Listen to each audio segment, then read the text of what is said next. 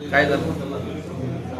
किरण रोडवरती उभा होता, सगळ्या गाड्या उभा होत्या आणि एसटीवाला आला आणि त्यांनी पाठीमागून जोरात डॅश मारला, त्याच्यामुळे त्याला कमराला फक्त लागलं. पण आता डॉक्टरांनी सांगितले का डॉक्टर समोरच आहेत, त्यांना फ्रॅक्चर काही नाही, काहीच नाही. पण ते आता शेवटी काय, माझे काम करणारे लेकर आहेत, मला जीव आहे म्हणून मी ताबडतोब गाडी बोलली, त्याला माझ्या गाडीत टाकलं. आम्ही कडेगावकडे घेऊन चाललो होतो, पोलीस बांधवाला विचारून, इकडचे हॉस्पिटल माहीत नाहीत आम्हाला.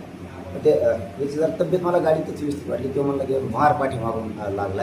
अरे म्हणलं मग चांगल्या हॉस्पिटलला जवळ कुठे तर मला वाटतं कांबळे साहेब ते बोलले की आपण विट्याला घेऊन जाऊ चांगल्या हॉस्पिटल. पळल्या गाड्या माघारी इकडं आणि आता सरकारी हॉस्पिटलला आणलं, आम्हाला माहीत नाही विलेचं. आता त्यामुळे आता आमची माणसं येतील आता स्थानिकचे, ते घेऊन जातील चांगल्या हॉस्पिटलमध्ये. एकदम क्लिअर आहे का तुमच्या समोरच किरण भगतला जे झालं, तुम्ही काही काळजी करायची गरज नाही, काय नाही काय नाही, एकदम व्यवस्थित. मूळ गाव कोणतं किरणचं? किरणचं तिप्पटवाडी बीड रोज सोबत आहे. उभा होते ताप्याच्या बाहेर गाड्या गाडी. सगळ्या उभ्या होत्या. ओके. रोडवरती बाजूला उभा होता.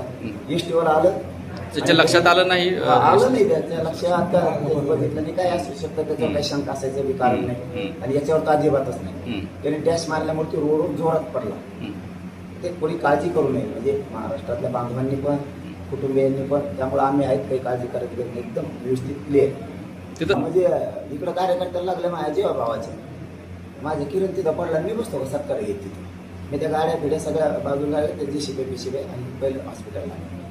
ते समजत लेकरापेक्षा मोठं काय त्याला, पण क्लिअर आहे, काही टेन्शन नाही.